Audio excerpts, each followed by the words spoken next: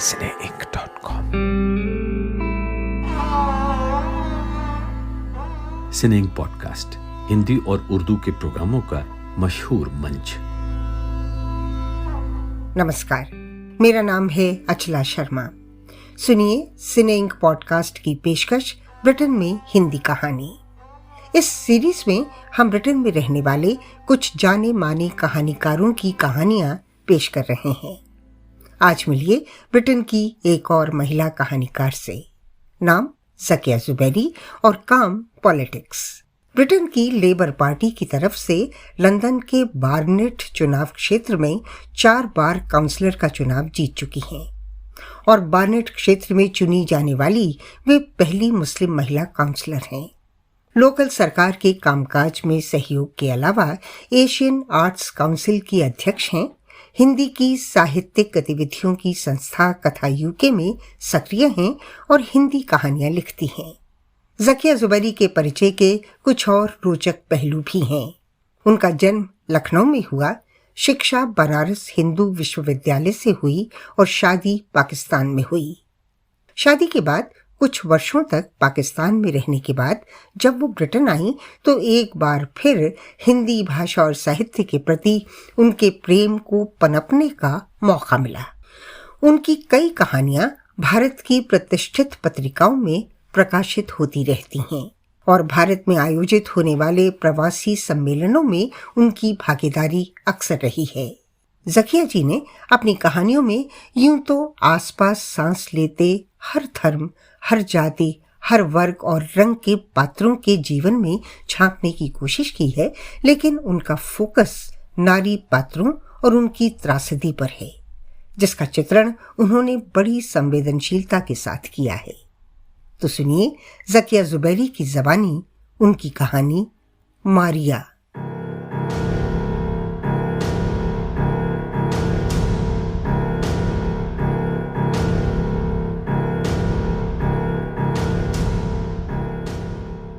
सभी एक दूसरे से आंखें चुरा रहे थे। अजब सा माहौल था। हर इंसान पत्र पत्रिकाओं को इतना ऊंचा उठाए पढ़ रहा था कि एक दूसरे का चेहरा तक दिखाई नहीं दे रहा था। सिर्फ कपड़ों से अंदाजा होता था कि कौन एशियन है और कौन ब्रिटिश, वरना चेहरे तो सभी के ढके हुए थे। और जो मुजरिम थे वो शांत और बेफिक्र बैठे थे, जैसे उन्होंने कोई जुर्म किया ही न हो। मुजरिम पैदा करने वाली तो बस माएँ थीं। कुछ सिरफिरे तो यहाँ तक कह देते थे कि भगवान का भी तो ये जुर्म ही है, जिसने इस सृष्टि की रचना की। क्या मिला उसे, क्या हासिल हुआ?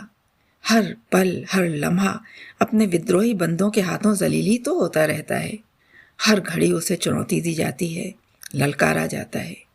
कितने लोग सच्चे दिल से बिना किसी स्वार्थ के उसे याद करते हैं।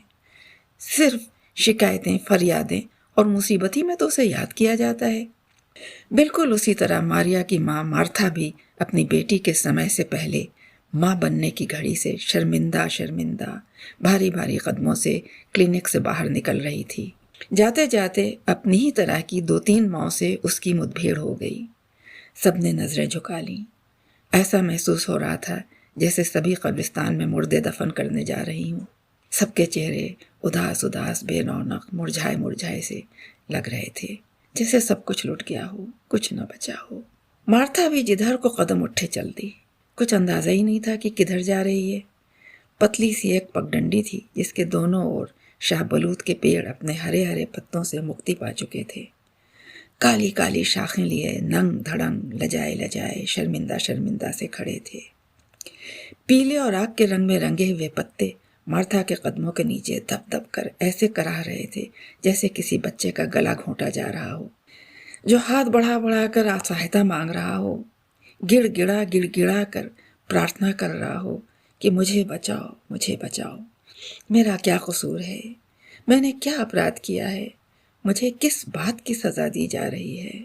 मार्था घबरा कर तेज तेज और लंबे लंबे कदम उठाने लगी, किंतु आवाज़ भी वैसी ही तेज होती चली गई। मार्था का गला रुंध गया। कदम रुक गए और वो पास ही पड़ी एक बेंच पर बैठ गई। आंखें डबडबा आईं और फिर सब कुछ धुंधला धुंधला नजर आने लगा। आंखों से मोटे मोटे और गरम गरम आंसू गालों पर बहने लगे, जैसे उसके आंसुओं में सारा संसार डूब गया हो, गर्क हो गया हो। आंखें बंद थीं पर सब कुछ देख रही थीं। दरख्तों की ओट से क्लिनिक की इमारत दिखाई दे रही थी, किंतु मार्था बार बार इस भवन से आंखें चुरा रही थी कि कहीं कोई ये ना समझ जाए कि मारिया को उसने वहां छोड़ा हुआ है। फिर हर व्यक्ति के दिमाग में हजारों प्रश्न उठेंगे, होंठों तक आएंगे और उनका इजहार किया जाएगा। मार्था किस किस को जवाब देगी, कितने झूठ बोलेगी? एक झूठ से दसियों सवाल और पैदा होते हैं। अगर एक बार हिम्मत करके सच बोल दिया जाए तो सिर्फ एक ही जवाब तमाम सवालों का जवाब हो जाता है। किंतु सच बोला कैसे जाए? बेहद कड़वा सच, चुभने वाला सच कैसे होंठों तक लाया जाए, कैसे अदा किया जाए? बेचारी मार्था इसी उधेड़ बुन में बैठी रोती रही, सिसकती रही। पतझड़ की मार खाए पत्तों को कुचलते हुए राहगीर आते रहे, जाते रहे। मार्था बैठी पत्तों की चीख पुकार सुनती रही। घड़ी देखी, अभी बहुत समय बाकी था। क्या करे, किधर जाए? प्रकृति का तमाशा भी खूब है। सृजन में समय लगता है, जबकि विनाश कुछ ही पलों में हो जाता है। दम घुटा जा रहा था। खुले आसमान के नीचे भी सांस लेना दूभर हो रहा था। मार्था का जी घबराने लगा और बेख्तियार जी चाहने लगा कि दौड़कर किसी अंधेरे कमरे में जाकर किसी के बाहों में मुंह छुपाकर अपने सारे दुख उसकी सफ़ेद टी शर्ट की आस्तीन में खुश्क कर दे। वो अपना दायां हाथ मार्था के बालों में फेरता रहे, पेशानी पर प्यार करता रहे और कहता रहे, सब ठीक हो जाएगा, सब ठीक हो जाएगा। मार्था की अनिश्चित गहरी गहरी सांसें और आहें सुन सुनकर सीने से लगा ले और हल्की हल्की डांट के अंदाज में अपनी नर्म और कानों में रस घोलती आवाज में कहे, तुम तो पागल हो। किस कदर इंतजार रहता था उसके मुंह से पागल शब्द सुनने का। जब वो पागल कहता तो मार्था भी कहती, तुम दीवाने हो। वो और जोर से गले लगा लेता और कस कस के प्यार करता। मार्था सांस रोके उसकी आगोश में बच्चों की तरह लेटी रहती। सुरक्षा का एहसास किस कदर यकीन पैदा करता है। प्यार में कितनी परिपक्वता पैदा हो जाती है। चाहत किन हदों को छूने लगती है, ये केवल दो सच्ची मोहब्बत और एक दूसरे से खुलूस बरतने वाले और फिर एक दूसरे पर यकीन रखने वाले ही समझ सकते हैं। कभी मार्था का सिर उसके कंधों पर होता तो कभी उसका सिर मार्था के पहलू में। ऐसा महसूस होता जैसे उसका अपना बच्चा गोदी में छुपा हुआ हो। भाई हो, बाप हो, पति हो या प्रेमी, नारी तो एक माँ होती है, बस एक माँ। वो समय समय पर अपनी ममता न्यौछावर करने को मजबूर होती है। बिल्कुल उसी तरह कभी कभी सारी रात उसका घने और चमकदार बालों वाला खूबसूरत सर अपने पहलू में छुपाए पड़ी रहती। बालों में उंगलियां फेरती, पेशानी चूमती और ठोड़ी और गर्दन को महसूस करती। कभी कभी वो सोते में आवाज देता। मार्था जवाब में प्यार करके अपने अस्तित्व का एहसास दिलवाकर बिल्कुल बच्चों की तरह उसके सिर को और जोर से भींच कर सुला देती। वो फिर एक मासूम बच्चे की तरह इत्मीनान कर लेता कि मार्था गई नहीं है और फिर गहरी नींद सो जाता। अचानक अलार्म की घंटी से दोनों जाग जाते और एक दूसरे से लिपट जाते कि ये जुदाई की घड़ी कैसे बर्दाश्त करेंगे। थोड़ी देर में कार रवाना हो रही होती और वो खिड़की में से झांक कर हाथ हिला रहा होता, एक कैदी की तरह। चाहते हुए भी वो उसको विदा नहीं कर पाता था। अंधेरे में मार्था को जाते देखता तो घबरा जाता और मिन्नत करता कि थोड़ी और रोशनी हो जाने दो, फिर चली जाना। वह जिस रोशनी की बात करता वो तो केवल उसके व्यक्तित्व से थी। जहाँ वो होता रोशनी ही रोशनी होती, उससे दूरी ही अंधेरा पैदा करती। चाहे सूरज कितनी भी तेज रोशनी क्यों न फैला रहा हो, यदि वो नहीं तो कुछ नहीं, और गाड़ी सड़क पर फिसलती चली जाती। मार्था शीशा उतार कर हाथ हिलाती, हाथों से इशारा करके चुंबनों की बौछार करती। जब तक वो नज़रों से ओझल ना हो जाती वो हाथ हिलाता रहता और दूसरे ही लम्हे टेलीफोन की घंटी बजती। सोई सोई सी आवाज़ कानों में रस घोल रही होती। अब कहाँ तक पहुँच गई? कैसी हो? ठीक हो? डर तो नहीं रही हो ना? मार्था अपनी आवाज़ में विश्वास पैदा करते हुए कहती, नहीं, डर किस बात का, तुम जो साथ हो। जब तक घर न पहुंच जाती वो फ़ोन पर हिम्मत बढ़ाता रहता, गाना सुनाता रहता और बार बार मालूम करता अब वो कहाँ तक पहुंच गई। मार्था बताती कि वो घर के अंदर जा रही है। वो फौरन उदास हो जाता और कहता तुम बहुत याद आ रही हो, और जिद करता कि छोड़कर मत जाया करो, अब बस हमेशा के लिए आ जाओ। मार्था उसे दिलासे देती, बहलाती, प्यार से चुमकारती और घर में दाखिल होकर तुरंत सो जाने की हिदायत देती। रुंधी रुंधी आवाज में शुभ रात्रि कहती और फोन बंद कर देती। जब भी दोनों मिलते एक एक लम्हा जी भर कर प्यार करते। मार्था तो उस पर वारी वारी जाती और जब बिछड़ते तो जी भर कर उदास हो जाते। एक अनिश्चित एहसास कि मालूम नहीं कि अब कल क्या होगा। इसी तरह दोनों ने बरसों साथ साथ गुजार दिए थे, और आज जब मार्था अकेली है, बगैर पत्तों के दरख्तों के नीचे तन्हा और उदास बैठी है, ये दरख्त भी मार्था के अपनी जिंदगी का प्रतिबिंब दिखाई दे रहे थे, जो जिंदगी की बहारें देख के पतझड़ के हत्थे चढ़ चुके थे, जिनकी खूबसूरती और जवानी पतझड़ की भेंट हो चुकी थी। अब केवल पीले, सुनहरे, भूरे और नारंगी पत्ते ही बाहर गुजर जाने की कहानी कह रहे थे। मार्था बेचैनी से मारिया का इंतजार कर रही थी। इंतजार की तड़प के साथ साथ रह रहकर उसका ख्याल आ रहा था। इसकी कसक महसूस कर रही थी। उसका अकेलापन खाए जा रहा था। वो कितना मजबूत सहारा होता जब जब वो मुश्किल में होती। कोई भी परेशानी होती तो वो कहता तुम क्यों परेशान होती हो, मैं जो हूँ। और आज जब मार्था को एक चाहने वाले सहारे की आवश्यकता है तो वो कितनी अकेली है।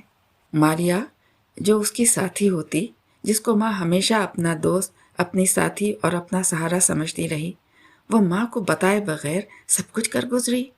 माँ के भरोसे को किस कदर ठेस पहुंचाई, इस तड़प को केवल वही समझ सकता।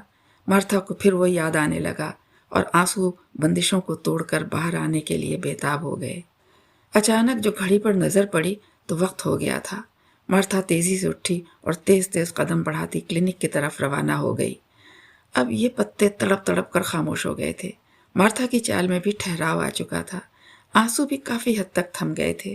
क्लिनिक की घंटी बजाते ही दरवाजा खुल गया और मार्था ने दाखिल होते ही रिसेप्शन पर बैठी एक अनुभवी नर्स से पूछा, मारिया कहाँ है, कैसी है, वो ठीक है ना, क्या उसने स्वयं मारिया को देखा है?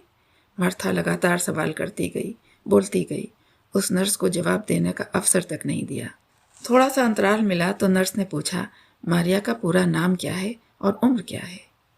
मारिया का नाम जैसे मार्था के हलक में अटक गया हो, जैसे उसका जी चाह रहा हो कि मारिया का नाम छुपा ले, कहीं यहाँ बैठी सारी औरतों को ना मालूम हो जाए कि मारिया ने क्या किया है।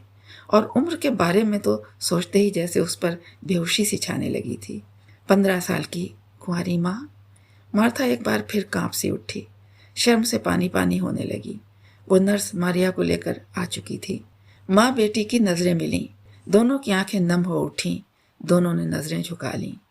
मारिया ने माँ के कंधे पर सर रख दिया। माँ ने उसके हाथ पकड़ लिए।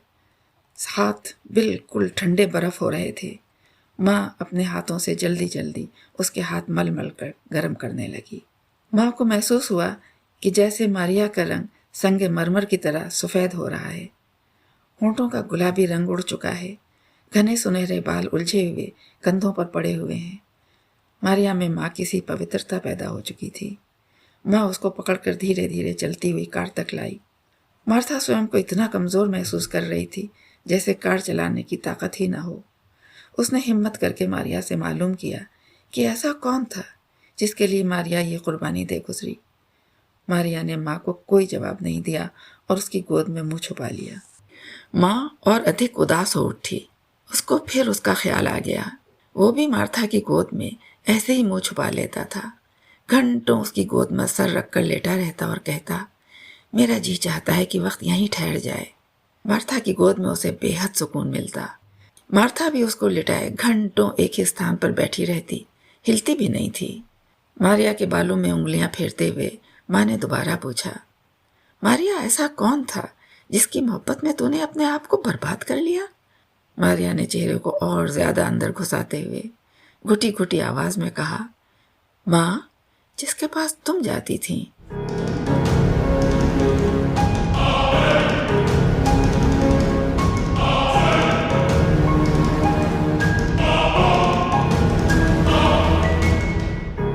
मारिया।